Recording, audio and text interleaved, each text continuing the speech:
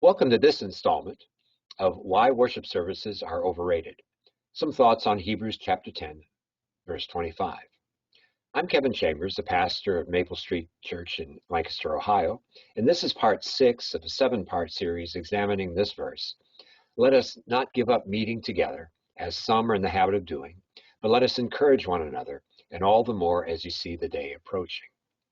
So some review, a reminder that we take this verse to be really lived out best when persons are doing these kinds of contacts with one another, whether by phone calls or video chat or text, emails, private posts online, or letters, even driving by and waving at persons, because it's important to have that element of personal interaction and contact. In our online prayer meetings, which we restrict to a small number of people, well, then we spend a little time doing some personal sharing and then share scripture together and then pray for one another. We consider this to be the primary acts of ministry in this time, and more important than what we would typically consider our typical worship service on Sunday morning, or even the online worship services as they exist now. I also tried to draw in a philosophical concept called solipsism, the idea that I am all that truly exists and everything else is an extension of me. Um, that's It's not a point of view that most of us would admit to having, but certainly we can imagine persons for whom it certainly seems true that they act as if they are the only one that truly exists and everyone else is an extension of them. And in fact, psychologists suggest to us that as infants, this is how we come into the world, and we only gradually gather a sense of self as separate from the external world. But then I brought us to the story of original sin, the story of Eve making this careful decision to uh, to eat the forbidden fruit, a decision that she thought about at least on 3 levels, but in the process, she really expelled from her mind any thought of Adam or of God.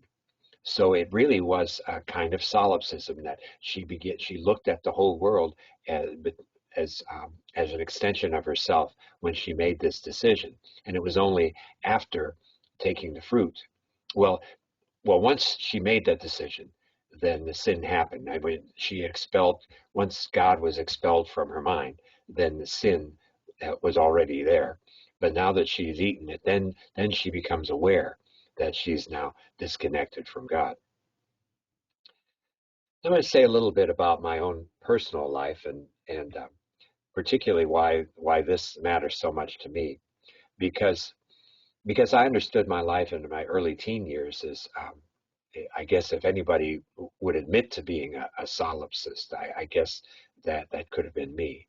Um, I was very depressed in my early teen years, and and certainly had a bit of mental illness in the time.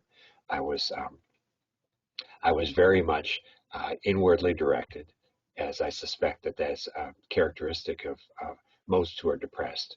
Um, and I heard voices, voices that at times seemed almost overwhelming. Now, I believe that all of us probably hear voices in some sense, or we have a sense of thoughts in our head, often competing with one another, because there's a voice of conscience and then there's a voice of desire. We mull over many things in our heads, and sometimes it's a voice we identify as the voice of mom or dad, or the voice of someone else who has been important in our lives. But for me, it had reached a point where I thought of taking my life, and uh, where I was really unable to communicate any of this with friends or family.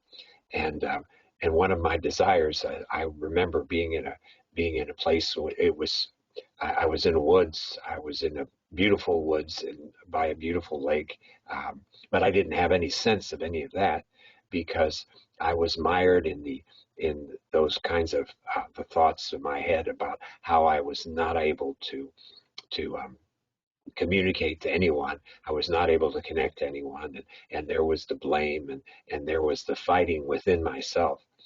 Um, and these competing voices that were said mostly accusatory, but they were fighting against each other.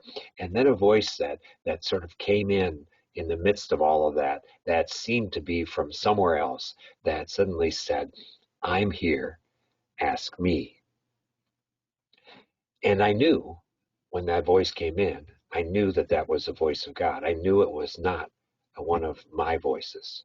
Um, I said, "Lord, I want to be one person." And I felt this wave rush over me, and and then suddenly I started to notice that there were colors around me, and that there was a beautiful woods and a beautiful lake, and suddenly I was seeing this external world as if for the first time. Now, it didn't solve my problems right away. I mean, it didn't make me instantly able to um, to share my thoughts with other people, but it was a turning point in my life where now I was no longer fighting against myself, but now kind of working to actually grow up and to be able to live uh, a normal, somewhat normal life. Um, now, Now, of course, I asked myself the question over the years: how did I know that that was the voice of God? Um, I'm not really sure I can give you a direct answer to that right now. It's I had that very strong sense at the time, but there were certainly times later on when I said, well, maybe I was just being clever, and maybe it was just another voice that in my head that I just wanted to hear, with a thought that I wanted to have there. Um, but it was a thought that was so foreign to me. Um, it was so clear, and it was not the only time, but it was so clear that it was something that was totally unexpected in what I was in what was happening in my mind at the time. Now that doesn't prove that it was a voice in my head. Um, the irony is that a person who listens to this and tells me, yeah, that voice really was in your head, um, is is is making a case for solipsism far better than I could. That really maybe all those voices within us are voices within our head, and and it makes it all the more seem like I am the only one that really exists in this world. But for me, that changed my life. About a month or so ago, I was in a I was in a grocery store, and I was checking out, and then the cashier just said, "Sir, sir," and I realized that I hadn't really been paying attention. And the reason that I remember that now, and that why that struck me so much at that time, is that something that hardly ever happens today in my life. I can't remember the time previous to that when when I wasn't when I wasn't alert and paying attention. Where even if I wasn't looking at the cashier, if I was bagging groceries, for instance, I sort of had a sense of what was going on there. I sort of had a sense of where they were or what they were doing. Not that they couldn't have swiped something and gotten away with it, but for the most part, I was aware of my surroundings. And I realized how different that is for me now than it has been in over the years. There was a time, not just when I was a teen, but even into my early adult years, where I took very little notice of anything, and I just went from one place to another, and my mind was always consumed with whatever the reality of my inner world was. So if I went to the store, and if you ask me about that, and I say I went to the store, and you say, well, what did you see? And I say, what do you mean? What did I see? I saw the milk when I went to the milk. I saw the meat when I went to the meat. And you say, well, who was there? And you say, well, I didn't notice. I just went to the milk and I went to the meat. And they say, well, uh, so anything happened in the store? And I said, well, not that I could tell. And they said, well, how about the cashier? And now, if the cashier was a young woman, I would have remembered. I would have remembered that. Um, but if it's a case of it's just it was just a guy, and and they say, well, what was he wearing? I say, well, I don't remember. And now I would have remembered also if he was like really agitated or angry, because there's that fear response, that sort of grabs our attention if we think that our lives may be in danger. But no, he was. I guess he was pleasant or whatever, and so I got my stuff, and then I went. And then that's when, the person would say to you, well, you know that this thing happened in the store and you didn't even notice. That would have been the story. That was the story of my life for probably most of my years. Um, it's different now because I am more aware, and I hope to continue to be more aware of the tremendous gift of this world is to all of us, and this precious jewels of the people all around. Um, I far more. I mean, I wish that I could have seen everyone in the store, and there's a part of me that desires to do that whenever I'm out. So it reminds me of those words that are in the beginning of Exodus. You may recall that when Moses had run from Egypt, and now he was tending flock for his father-in-law, and he saw this burning bush. Now, Now, maybe other people might have seen that bush, and being in the desert where things are kind of isolated, they may have thought, it'll just burn down, and no problem. But Moses did happen to notice. And then Exodus 3:3 says, then Moses said, I must turn aside and look at this great sight and see why the bush is not burnt up. And then it says, when the Lord saw that he had turned aside to see, God called to him out of the bush, Moses, Moses. And he said, here I am. Now notice the way this is written, it's to suggest that that God waited to see if he would get Moses' attention before he called to him. Now we don't know if that's exactly the way it was going to work. Like maybe he would have called to him anyway. But the writer certainly wants us to get the sense that he that he waited until Moses paid attention, and then the Lord addressed him.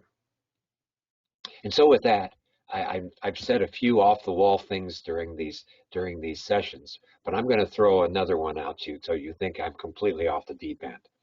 You know, when you were the last time that you were out of the store, there was a burning bush. Did you see it? There was a burning bush there. Did you see it? Well, my guess is that most of us would probably say no. And yet the irony is that you can't tell me, though, that I'm not right. Because there could have been a burning bush there. Because we typically just don't pay attention. And while God can reach us, God can interrupt what we're doing, it certainly seemed to become clear that God's preferred way of dealing with humanity is to wait for us first to pay attention and then to address us. So what's become very prevalent in our culture is this kind of well, of going about our lives really just focusing on our inward world.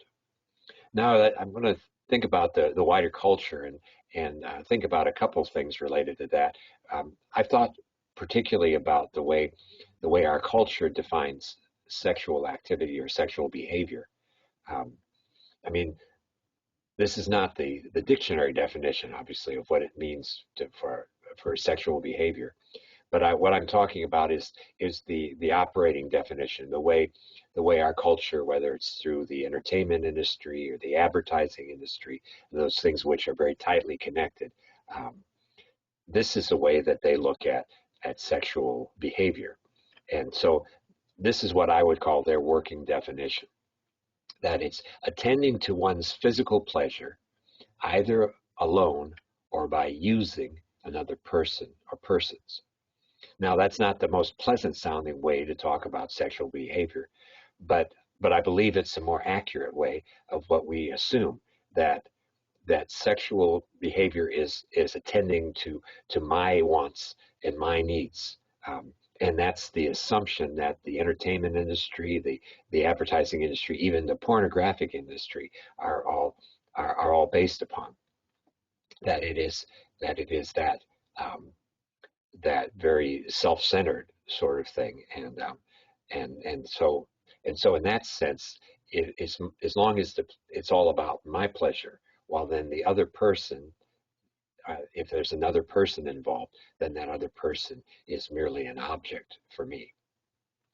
Now, I'm touched by a passage that my people seem relatively unfamiliar with, seems to me to be one of the most sophisticated um, analysis of this in 1 Corinthians chapter 6. Now, Paul was, well, we don't know if he ever was married. Through at least much of his ministry, he was unmarried. And so we would kind of assume that he wouldn't know a lot about the subject. But here he is saying this in verse 13. The body is not meant for sexual immorality, but for the Lord, and the Lord for the body. In verse 15, do you not know that your bodies are members of Christ himself? Shall I then take the members of Christ and unite them with a prostitute? Never. Do you not know that he who unites himself with a prostitute is one with her in body? For it is said, the two will become one flesh. Verse 18, flee from sexual immorality. All other sins a man commits are outside his body, but he who sins sexually sins against his own body. Now, there's a couple parts of this that, as I look at this, I realize that modern psychology has come to understand and appreciate in a new way, because there is a psychological connection that we make when we are sexually active with another person. There's something about that's different, and it makes rape particularly insidious, because there's a difference between that kind of violation and otherwise being violated. Um, we are, in a sense, united with another person, joined with another person. And while initially I would have assumed that Paul, when he's talking about a person who's sinning sexually, sinning against his own body, is referring to, well, maybe you're putting yourself at risk for disease. Um, that would be the obvious sort of thing. But really, what happens is that when we are so focused on our own pleasure, when it's all a matter of fulfilling my felt need, then not only does everyone and everything out there become just an extension of my world, but even my body becomes an object to me as well. So we become disconnected from our own bodies in this process of our minds, and I guess that probably makes sense, because, as you know, a lot of people have a very have a love-hate relationship, you could say, with their bodies, and part of that may be because of this, because of the way we've sort of inwardly directed everything. So the world is simply an extension of me. So what would it be like if we defined sexual behavior as really a matter of giving true pleasure to someone else? That it's really about bringing pleasure to someone else. Now, when I say true pleasure, because I'm not talking about a momentary thing, because most people, I think, if you would ask them, well, then they say that they don't get true pleasure from someone just seeking to give them just a few minutes of their time. I mean, the real pleasure comes in when we have this ongoing connection. So if we know that it's I mean, part of what gives it pleasure, what makes it pleasurable, is it's not just a physical act that someone does, but it's who gives who is doing this. The fact that this is somebody through whom we may be connected or joined forever makes a big difference. So this definition then would eliminate, for instance, immediately an adulterous kind of relationship, because if you're the one that's in a committed relationship, then if I'm going to be giving you true pleasure, then I cannot disrespect your goals, your dreams, and your commitments that you've made, right? And if I'm the one who is married, then I cannot and then I cannot offer you true pleasure because it's not real. It's not going to be extend beyond this time or a few other times. My commitments are elsewhere. I had a woman who came to me once, and in our conversations, she was struggling with her marriage. Her husband was in the military, but they had had a very rocky time, and in the midst of that, well, then she had confided in a high school friend, and I'm sure that he was genuinely wanting to help her, and so they had some long talks about as she was struggling to figure out how to mend her marriage, or even if she could continue to remain in this marriage. Well, then she said to me that at some point, though, their relationship became sexual. And now she was confused because now she was wondering and thinking in her head whether she should be with this man or with her husband. And what popped into my head immediately, and what I said to her was, I'd like to talk to your friend. I'd like to talk to your friend because you see, he may have been a friend at first, but once he started to cross that line and was no longer respecting your vows and your commitments, he wasn't being a friend to you anymore. In fact, it wasn't just that he wasn't a friend to you anymore, that when you were together sexually, that he wasn't even thinking of you at all. It was all about him. Now, that may not make a lot of sense to you, but if you let me talk to him, I know that he'll know exactly what I'm talking about.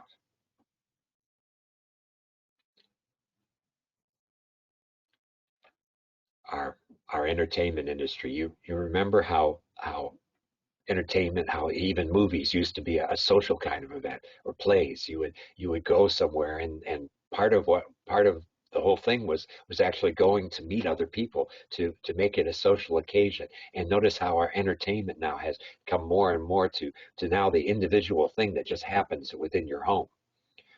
Cell phones, which are in so many ways simply another form of entertainment, or games that persons can communicate with each other through, but actually for so many people become more instruments of doing their own thing than that. And social media, which indeed sounds social, appears social, and yet so much is so impersonal because we simply throw these posts out, and and and at the same time, um, they can get personal, and get personal in very disruptive ways. It's a woman that I know who every time she posts something, I just cringe, because I know that in the struggle that she's having now, that she is still seeking, and she's working at very slowly working at trying to get her life together and trying to get her kids back. But when she posts something about how well she's doing with stuff, I mean, do you think about the people who are going to say, "How can you be celebrating this when you don't have your kids yet?" Or especially the kids who may see this and say, "How can you be happy without us?" Um, and she says to me, "So, well, I have to live my life, but do you realize what's happening when you go out on social media? It's a strange combination of feeling like we're all in our private secret place, and yet we're also exposed to the world." So think about how many lives have been destroyed from these online affairs and things like that because of that kind of confusion. See, our world is flirting. I guess it's accurately, I can more accurately say we are flirting with solipsism.